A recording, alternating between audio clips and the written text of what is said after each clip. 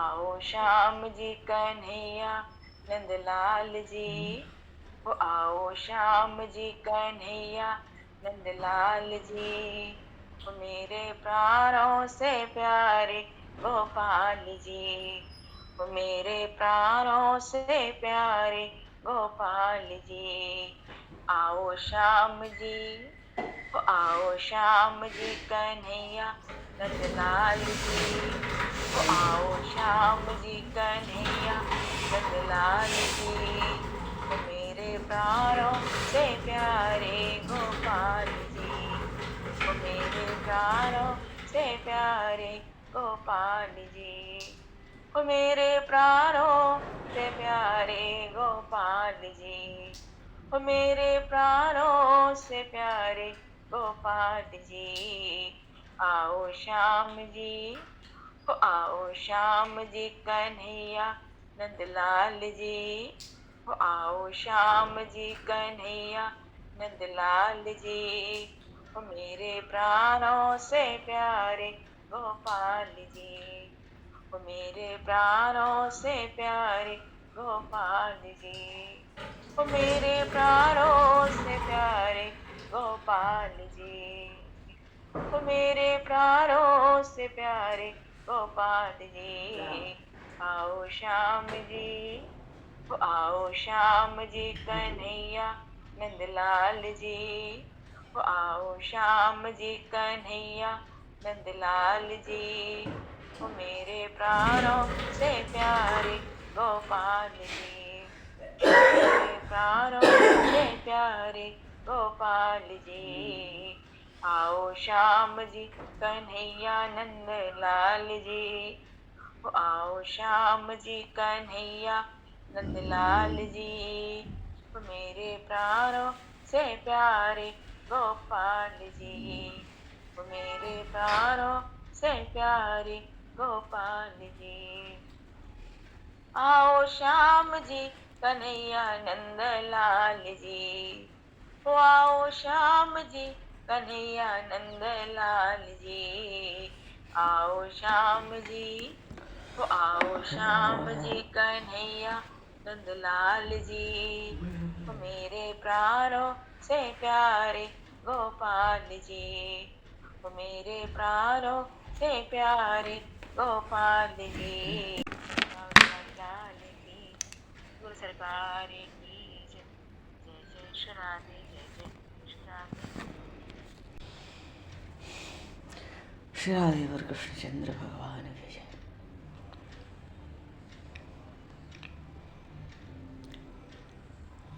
श्री गौरी शंकर भगवान की जय।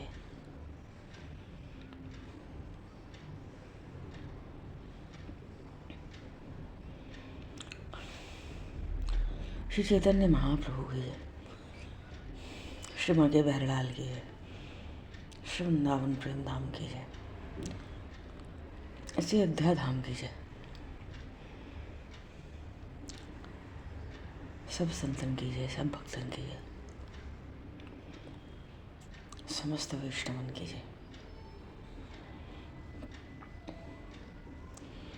समस्त पूर्वाचार्य चरणन की जय, समस्त संप्रदाचार्यन की जय।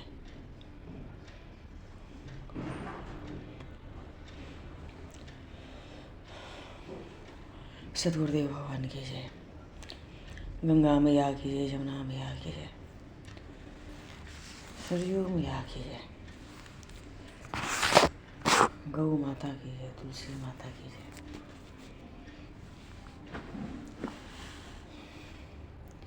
पृथ्वी माता की जय, काशी महारानी की जय। जय जय श्री सीताराम, जय जय श्री राधे। नमः पार्वती पते, हर हर महादेव।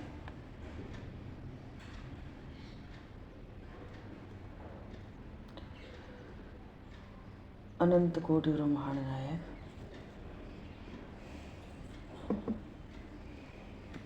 सर्वेश्वर, पूर्ण परात्पर ब्रह्म, असंख्य कल्याण गुणगण निलय, भक्तवांक्षा कल्पतरो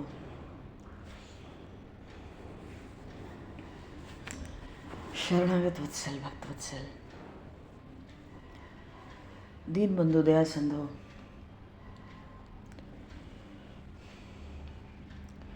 भगवान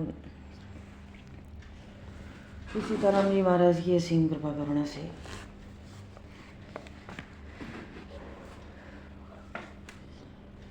श्री हनुमान जी महाराज की परम पावन भावमयी सन्निधि में महापुरुषों की भावमयी उपस्थिति में एवं आप सभी श्रद्धालु भक्त वैष्णवों की मंगल सन्निधि में मानव जीवन का सर्वोत्कृष्ट फल भगवत गुणगान भगवत स्मरण का आनंद हम सभी भगवान श्री कृष्ण चैतन्य देव के लीला चरित्रों के माध्यम से प्राप्त करने जा रहे हैं। सर्वप्रथम आप सभी भक्तजनों के श्री चरणों में भगवत भाव से सादर वंदन सादर नमन। आप सभी को यथायोगी जय श्री राम जय जय श्री राधे हरि शरणम जय श्री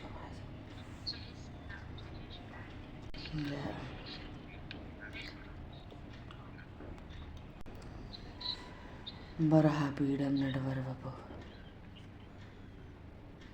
कर्णियो कर्णिकारम विभ्रदभास कनककपिशं वैजयन्तीं च मालाम्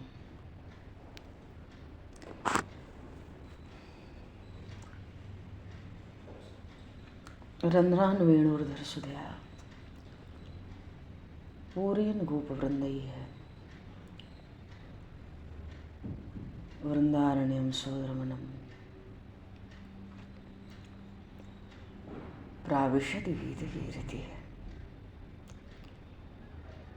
बोले श्री नंदनंदन श्याम सुंदर भगवान की जय। श्री चैतन्य महाप्रभु की जय। निताई गौर हरि बोल।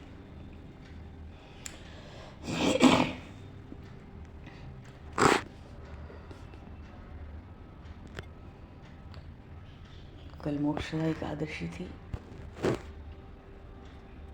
और आज अखंड द्वादशी है। मोक्षा एकादशी के साथ ही श्रीमद् भगवद गीता जी का भी प्रागट्य था। वस्तुतः संसार में आध्यात्म विषयक ग्रंथ गीता जी के समान कोई और नहीं है। जितनी टीकाएं हैं, भाष्य हैं, अनुवाद हैं, अनेकों अनेक अनगिनत भाषाओं में, लिपियों में, उतने दूसरे किसी धार्मिक ग्रंथ पर नहीं मिलते।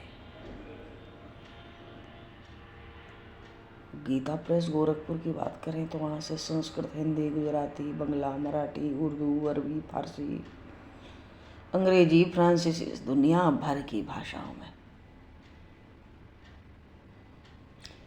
इस तरह से 900 से ज़्यादा श्रीमद् भगवद गीता जी का संग्रह है। पद्म पुराण में बड़ी महिमा है गीता जी की। मालूम पड़ता है गीता जी के समान दूसरा कोई ग्रंथ है ही नहीं। भगवान व्यास भी कहते हैं सर्वोपनिषदो गावो दुग्धा गोपाल नंदन पार्थो वत्स सुदर भोक्ता है। दुग्धम गीता अमृतम महत एकम शास्त्रम देवकी पुत्र गीत। गीतम एको देवो देवकी पुत्र एव। सब एक ही एक है, एक ही शास्त्र, एक ही देवकी पुत्र, एक ही एको मंत्रस्तस्य नामानि यानि कर्मापेकम तस्य देवस्य सेवा। उनका जो नाम है वही सर्वोपरि मंत्र है। उस परम देव की सेवा ही एकमात्र सर्वोपरि कर्म है। गीता गंगा जी से बढ़कर है। अरे गंगा जी में जो स्नान करे उसकी तो मुक्ति होगी। जो गीता जी जैसी गंगा में स्नान करे स्वयं मुक्त होता है, दूसरों को मुक्त करता है।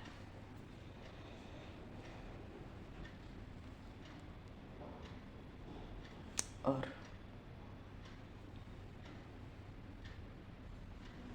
अच्छा, श्रीमद् भगवद गीता जी की एक बड़ी सुंदरता है, वो ये कि जिस स्तर पर हम हैं उसी स्तर पर भगवान समाधान देते हैं।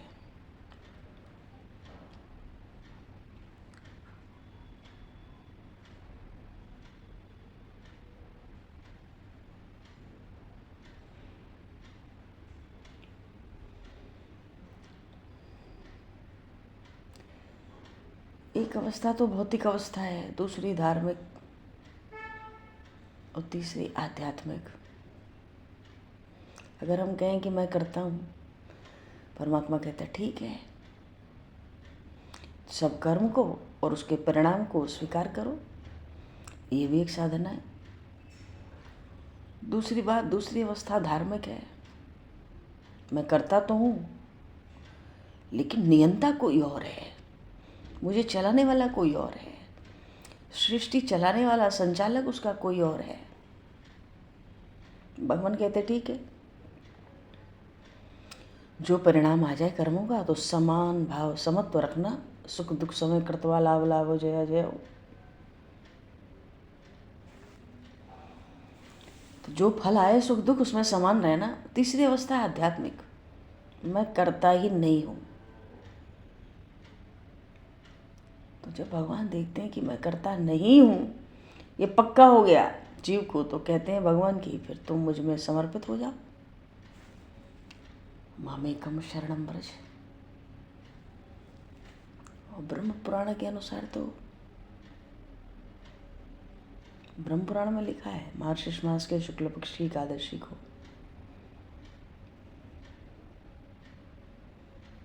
भगवान श्री कृष्ण ने अर्जुन जी को गीता का उपदेश दिया।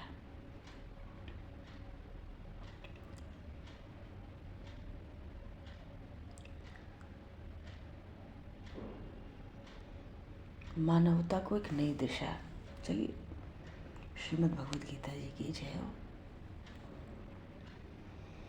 अभी तो हम लोग महाप्रभु के लीला चरित्रों की ओर। महाप्रभु ने संन्यास ले लिया, श्री कृष्ण चैतन्य देव ने, और महाराज शांतिपुर आए अद्वैताचार्य के स्थान में। सब भक्त वहीं मिलने आए, दर्शन करने। माता को तो बुलवाया प्रभु ने, सची माता को।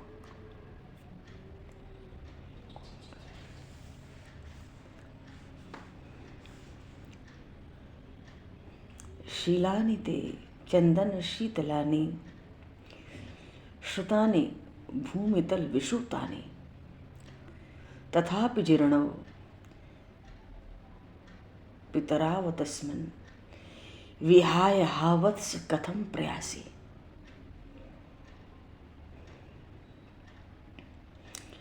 शची माता का विलाप है, हाय हाय, हे मेरे पुत्र, तेरा स्वभाव तो चंदन से अधिक शीतल है,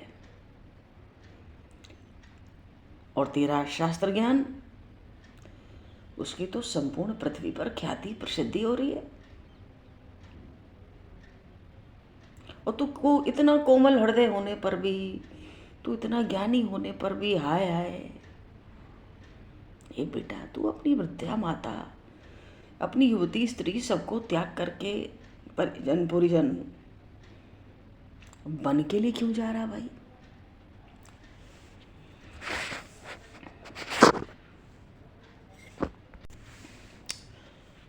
पुत्र तो माता की आत्मा है, माता के शरीर का एक प्रधान भाग है पुत्र। पुत्र संतुष्ट हो तो माता को भी संतुष्ट होता है, पुत्र प्रसन्न होए तो माता भी प्रसन्न होती है।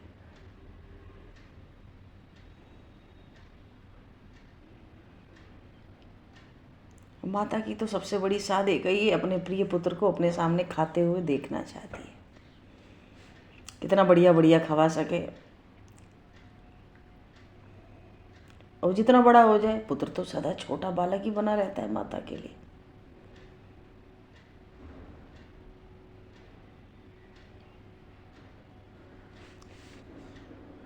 मात्रा समानम न शरीर पोषणम, माता के समान शरीर का पोषण करने वाला दूसरा कोई नहीं है। जब शची माता ने अपने निमाई को सन्यासी वेश में देखा, हालांकि प्रभु अब पहले की तरह श्वेत वस्त्र धारण नहीं कर सकते थे, अब धातु के पात्र में भोजन नहीं कर सकते थे,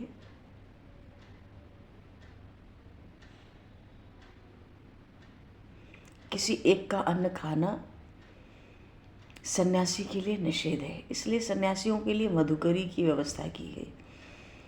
एक जगह खाएंगे कुछ समय तो स्वाद आएगा, फिर कहीं खाएंगे तो स्वाद आएगा, स्वाद आएगा तो फिर साधु नहीं रह पाएंगे, फिर तो साधु ही रह जाएंगे। सन्यास का प्रधान अंग है वैराग्य। जहाँ सन्यासी में वैराग्य न हो तो वो सन्यासी तो उपहास का पात्र है। पर माता के लिए तो वही पुराना निमाई है। अरे सिर मुड़ा लेने से, कपड़े रंग लेने से निमाई में कोई परिवर्तन थोड़ी होता है। माँ तो वैसा ही वात्सल्य उड़ाती है, अपने हाथ से प्रभु के लिए भोजन तरह तरह के बनाती है, प्रभु के स्वभाव से परिचित है, कौन कौन सी वस्तु खूब प्रेम से खाता है। माता सावधानी से बनाती है, अपने हाथ से परोसती है, प्रभु को खवाती है। माता को संतोष हो जाए, प्रभु खूब मन से खाते हैं, बड़े प्रेम से, और भोजन करते करते प्रशंसा करते जाते हैं। प्रभु भोजन कर लिए तो माता और शची माता और सीता देवी दोनों मिलके सब भक्तों को भोजन कराती हैं, पीछे स्वयं भोजन करती हैं। आज अद्वैताचार्य देव का घर तो उत्सव मंडप बन गया जी। सुबह सब उठकर भक्तजन उठकर संकीर्तन करने लगते हैं। प्रभु तो सबको साथ लेके नित्य कर्म करते, गंगा जी जाते हैं और बालकों की तरह खेल रहे हैं वहाँ भी, मानो किसी को कष्ट न हो, ये अनुभव न हो कि अरे निमाई तो संन्यास लेकर बड़ा कठोर हो गया, क्योंकि प्रभु को तो बहुत लंबी यात्रा पर जानी है।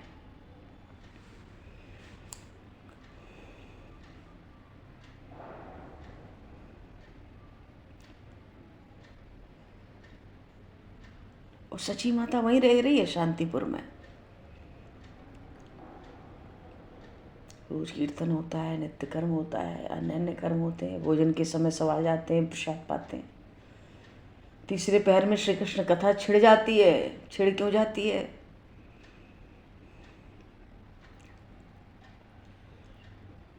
बस प्रभु की लीलाएं नहीं आएंगी, प्रभु तो समाधिस्थ हो जाते हैं। श्री कृष्ण कथा श्रवण से अपने कानों को भक्तजन धन्य करते हैं। शाम को फिर गंगा जी चलो,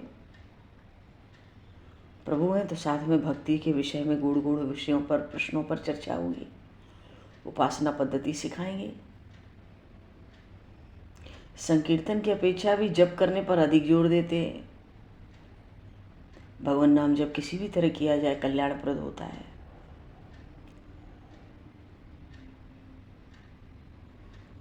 उसमें यह भी जरूरत नहीं कि संकीर्तन की तरह 10-5 आदमी ढोल करताल बजावें। जब तो मनुष्य हर समय, हर स्थान में, हर अवस्था में कर सकता है। भगवान शिव तो बार बार कहते हैं, जपात सिद्धिर जपात सिद्धर जपात सिद्धर वरानने। मानो हे पार्वती, भगवान शिव कहते हैं, हे पार्वती जी, मैं प्रतिज्ञा पूर्वक कहता हूँ कि जब से ही सिद्धि प्राप्त हो सकती है। शांतिपुर में किसी भक्त को कोई शंका होती है तो प्रभु समाधान करते हैं। आनंद में सब बेसुध रहते हैं, खूब कीर्तन होता है, खूब आनंद, बेसुध होकर नृत्य करते हैं। द्वैताचार्य की प्रसन्नता का क्या ठिकाना है। भगवान ने उनके घर को ही उत्सव मंडप बनाया है। वो भी भाव के आवेश में नृत्य करते हैं तो अपनी वृद्धावस्था को भी भूल जाते हैं। युवकों की तरह उछल उछल के कूद कूद कर नाचने लगते हैं। नाचते नाचते बेहोश होकर पृथ्वी पर गिर जाते हैं, घंटों बेहोश। भक्तों को उठाने में बड़ी कठिनाई। पर हम महाप्रभु संकीर्तन में नृत्य कम करते हैं। जिस दिन भावावेश में नृत्य करते उनकी दशा बहुत विचित्र हो जाती है। शरीर पे जितने रोम है सब बिल्कुल खड़े हो जाते हैं। नेत्रों से अश्रुओं की धारा बहने लगती, मुंह से झाग निकलने लगता। हरी हरी हरी हरी बोल के इतने जोरों से नृत्य करते, देखने वालों को लगता था प्रभु आकाश में स्थित होकर नृत्य कर रहे हैं। भक्त तो आनंद में विह्वल, चरणों की धूल ले लेकर संपूर्ण शरीर में मल रहे हैं, जीवन को सफल समझ रहे हैं।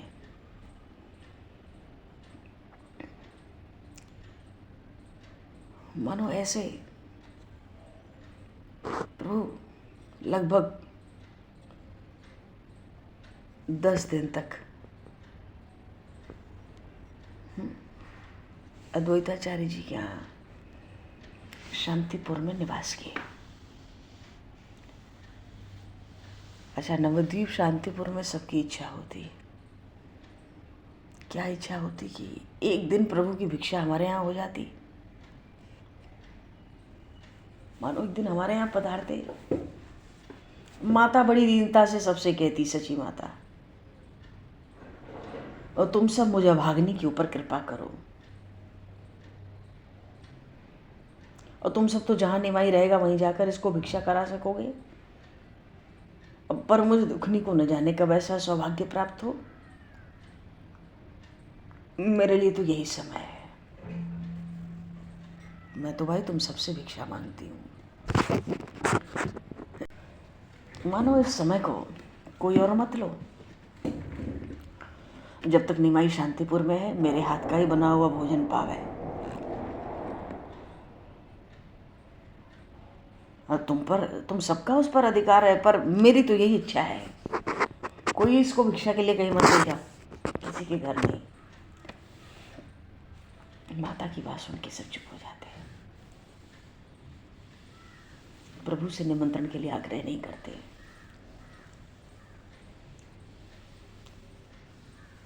तो प्रभु शांतिपुर में ठहरे। समाचार सुन के बहुत बहुत दूर से प्रभु के दर्शनों के लिए लोग आया करते हैं। 10 दिन प्रभु रहे शांतिपुर। मेला सा लगा रहता था भक्तों का। तो शांतिपुर में 10 दिन एक तो प्रेमावतार चैतन्य प्रभु, उनकी माता का स्नेह, दूसरे अद्वैताचार्य कि बड़े प्रेम का आग्रह।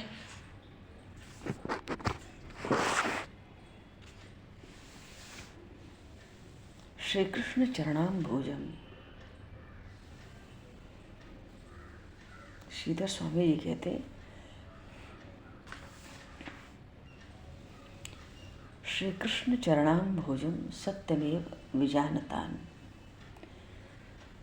नहीं, श्री कृष्ण चरणाम भोजम सत्यमेव विजानताम। जगत सत्यम सत्यम वा नेतरेति मतर्ममा।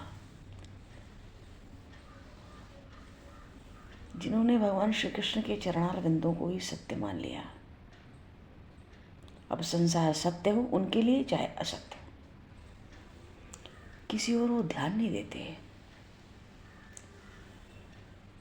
मनोबुद्धि भ्रम में नहीं पड़ती। इस जगत सच्चा हो चाहे झूठा हो, अपने लिए तो प्रभु के चरण कमल ही सत्य है।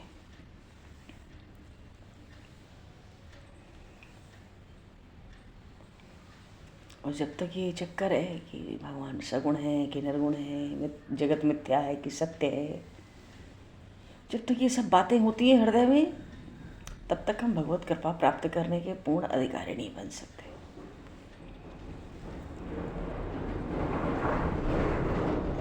जिनके ऊपर भगवान की पूर्ण कृपा हो चुकी है, उनके मस्तिष्क में ऐसे प्रश्न नहीं आते। भगवान सगुण हो या निर्गुण हो, साकार हो या निराकार हो, जगत सत्य हो असत्य हो, कोई प्रयोजन नहीं।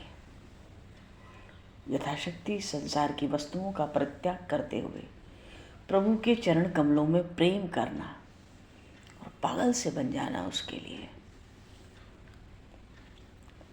दुनिया की उलझनों में उलझ के अपना अमूल्य समय कौन बर्बाद करे। घट घट व्यापी भगवान हमारे हृदय की बात जानते हैं। क्या वे सर्वशक्तिमान नहीं है? क्या उनका चित्त दया से भरा हुआ नहीं है?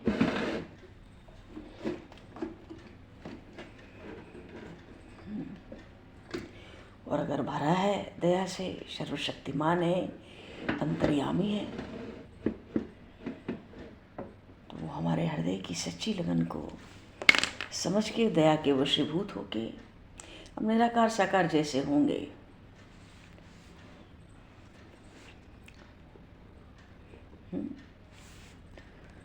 जैसे भी होंगे सामने प्रकट हो जाएंगे। तो हम द्वैत अद्वैत विशिष्टाद्वैत द्वैताद्वैत शुद्धाद्वैत क्यों झमेले में पड़े इनके।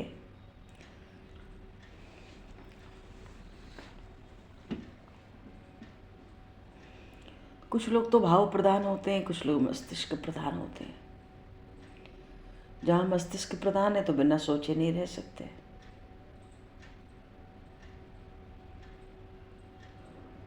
उनको समझाकर ही श्रद्धा उत्पन्न करानी होती है, और श्रद्धा के सहारे वो सत्य तक पहुँचते हैं। और इसीलिए वेदांत शास्त्र का उपदेश है। वेद के अंतिम भाग को वेदांत कहते हैं, और इसका संबंध विचारों से होता है। पर जो हृदय प्रधान है, विचारों की इतनी परवाह नहीं करते।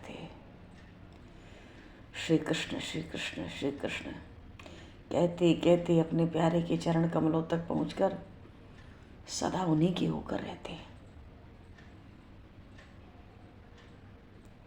पर सबको ऐसा सौभाग्य प्राप्त नहीं हो सकता। जिनके ऊपर उनका अनुग्रह हो, वो ही इस मार्ग का पथिक बन सकता है।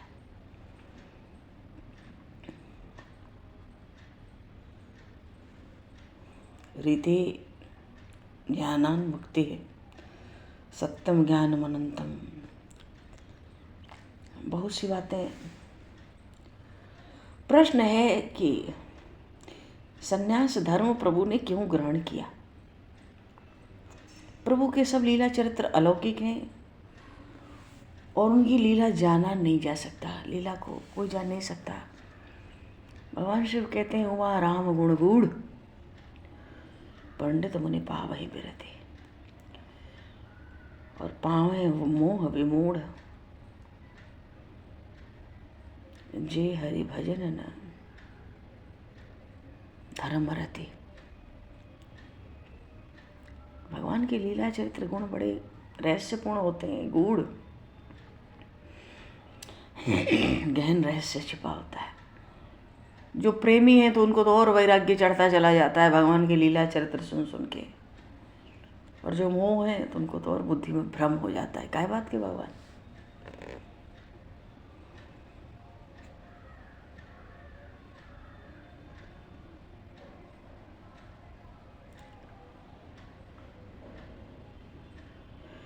चैतन्य महाप्रभु से कोई प्रश्न करता, ऐसा उत्तर देते लोग, कहते प्रभु आप तो वाणी के स्वामी हैं, आपके सामने कहाँ कुछ कहते बनता है। और सत्य है परमात्मा वाणी के अधीश्वर है। प्रभु बड़ी गंभीरता से, लोगों को लगता है इनके पास किस बात की, किस लिए इन्होंने संन्यास लिया, बिना संन्यास के इनको क्या नहीं प्राप्त है। एक जगह भगवान ने, चैतन्य प्रभु ने बड़ी गंभीरता से कहा,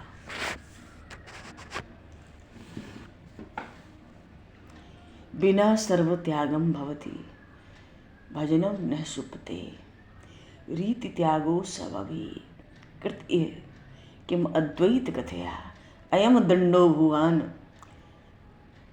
प्रबल तरसो मान सपशु रीतिवाहम दंड ग्रहणम विशेषाद करवम। बात तो ये है कि बिना सर्वस्व त्याग के लिए हृदय वल्लभ प्राणरमण उन श्री कृष्ण का भजन हो ही नहीं सकता। सर्वस्व त्याग से ही होता है। मन तो अत्यंत चंचल पशु के समान है, सदा स्थिर भाव से भगवान के चरण कमल में, उस चरण कमलों की सुखमय शीतल छाया में बैठकर विश्राम नहीं करता, इधर उधर भटकता रहता है। तो इस मन को ताड़न करने के लिए मैंने हाथ में दंड धारण किया है। प्रभु तो दंडी स्वामी है ना।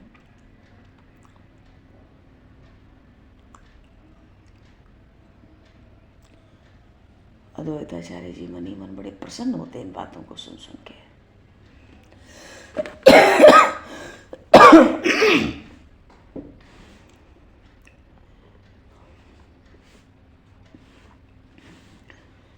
मन की ताड़ना के लिए, मन को वश में करने के लिए।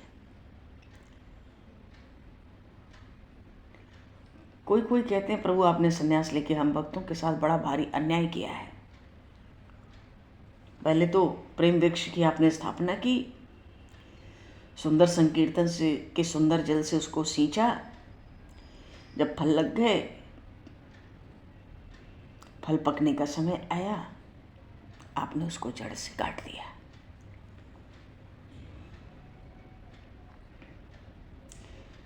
प्रभु आपके बिना भक्त कैसे जीवित रहेंगे? कौन उनको करुण कहानियों को, उनकी करुण कहानियों को कौन सुनेगा?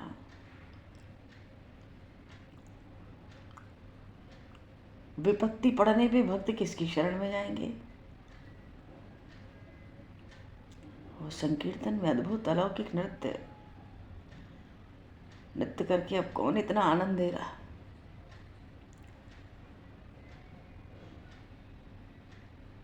आप निरंतर कृष्ण कथा सुनाकर हमें सुखी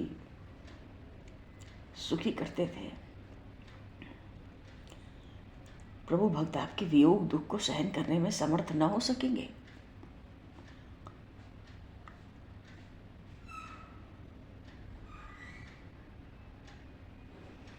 तो प्रभु भी ढाढ़स बंधाते, क्यों निकलना तो है ही हम धीरे से। और अब क्या धीरे से निकलेंगे, अब तो इतने लोग हैं। वो कहते देखो भाई, घबराने से काम नहीं चलेगा। अब तो जो होना था सो हो गया।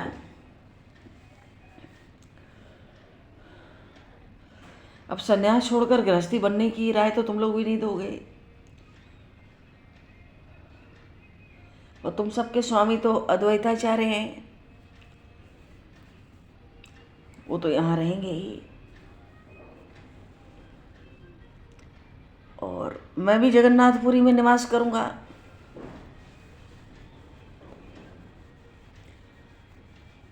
कभी कभी तुम लोग मेरे पास आते जाते ही रहोगे।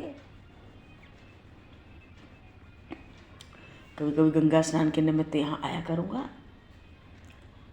एक दूसरे से भेंट होगी। चंद्रशेखर आचार्य कहते हैं प्रभु हम लोग को तो आप जैसे तैसे समझा देंगे, हम बोल नहीं सकते आपके आगे, पर सची माता से क्या कहोगे? वो तो आपके बिना जीना ही नहीं चाहती। प्रभु कहते माता को मैं समझा ही कह सकता हूँ। अब तो आप ही लोग माता को समझाना। अब फिर जैसी माता आज्ञा देगी मैं वैसा ही करूँगा। और यदि मुझे घर में ही रहने के लिए कहेगी तो मैं वैसा भी कर सकता हूँ। इतने में तो अश्रु बरसाती हुई नेत्रों से मैया आ गई। बड़े गदगद कंठ से कहती है, निमाई, क्या सचमुच तू हमें छोड़ के यहाँ से कहीं और जाने का विचार कर रहा है? प्रभु कहते हैं, माँ, मैं तुम्हारी आज्ञा का उल्लंघन नहीं कर सकता। तुम जैसा कहोगी वैसा ही करूँगा। वैसे तो सन्यासी के लिए अपने घर के पास या अपने संबंधियों के यहाँ इतने दिन रहने का विधान है ही नहीं, और फिर 10 दिन से एक ही का अन्न खा रहा हूँ। सन्यासी के लिए वो भी निषेध है। पर मैंने तुम्हारी और आचार्य की प्रसन्नता के लिए इतने दिनों तक यहाँ रह के तुम्हारे हाथ की भिक्षा की। अब मुझे कहीं और जाकर रहना चाहिए। मेरी इच्छा तो श्री वृंदावन जाने की थी, पर तुम सबका स्नेह मुझे बलपूर्वक यहाँ खींच लाया। अब तुम जहाँ के लिए आज्ञा करोगी वहीं रहूँगा, क्योंकि माता, तुम्हारी आज्ञा के प्रतिकूल आचरण करने की मुझ में क्षमता नहीं है। माता, मैं तो सदा ही तुम्हारा रहा हूँ और तुम्हारा ही रहूँगा। देखो, प्रभु के ये 2 शब्द ही माँ का अब जीवन है। प्रभु को ये पता है। और जब मनाने पे आ जाते हैं, अपनी बात मनवाने पे, तो सन्यास के लिए भी मनवा लिया। पर प्रभु देख रहे हैं, अब तो न जाने कब नवद्वीप आना होगा। सन्यासी के लिए किसी का संग उचित नहीं है, पर माता की हमेशा वंदना करना। सन्यासी अपने घर संबंधियों में केवल माता को प्रणाम करता है, करना उसका परम धर्म है। अरे, शरीर ही माता से मिलता है। जिस शरीर को माध्यम बना के जीव कुछ भी कर्म संपादन कर रहा है, माता की देन है।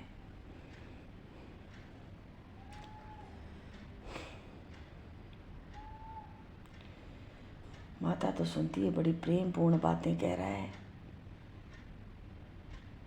मैया का हृदय भी पलट गया।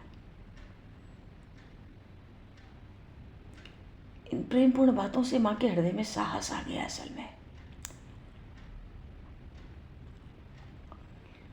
दृढ़ता से माता कहती, देख बेटा, मेरा तो भाग्य जैसा बदा होगा उसे ही भोगूंगी। मुझे अपना ख्याल नहीं रहता, जितना कि विष्णु प्रिया का रहता है। वो तो अभी बिल्कुल अबोध बालिका है, संसार की बातों से भी बिल्कुल अपरिचित है, पर भाव ही प्रबल होती है।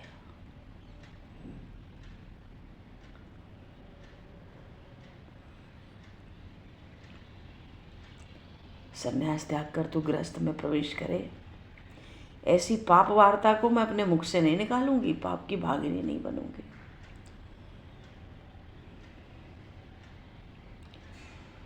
और तू घर में रहेगा तो लोग भी तेरी निंदा करेंगे। तेरे वियोग दुख को मैं किसी भी प्रकार सहन करूंगी, कुछ कुछ, पर लोगों के मुख से तेरी निंदा हो वो तो मैं सहन कर ही नहीं सकती।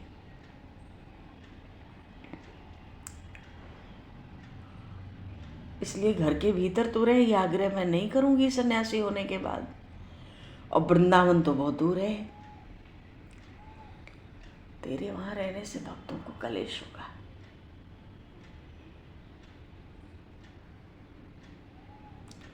और तुझे भी जल्दी जल्दी समाचार नहीं मिलेगा। तो बेटा, तुझे अनुकूल लगे तो मेरी तो इच्छा है तू जगन्नाथपुरी में रहे अभी। क्यों, हर वर्ष हजारों लोग यहाँ से जाते हैं नवद्वीप से जगन्नाथ जी। तो ये रथ यात्रा के समय जाके तुझसे सब भेंट करे आएंगे। मुझे भी तेरी राजी खुशी का समाचार मिलता रहेगा। और गंगा स्नान के निमित्त तुम यहाँ आते रहोगे, फिर तेरा वियोग दुख इतना नहीं करेगा, तो ऐसे ही आते रहना कुछ कुछ दिन के लिए।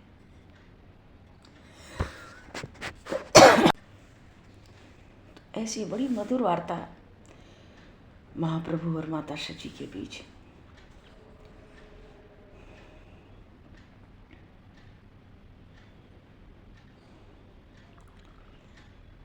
बोलिए श्री चैतन्य महाप्रभु की जय। अब आगे का प्रसंग आगे।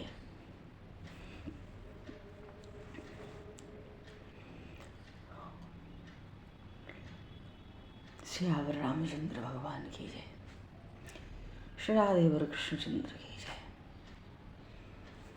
श्री गौरी शंकर भगवान की जय। श्री हनुमान जी महाराज की जय।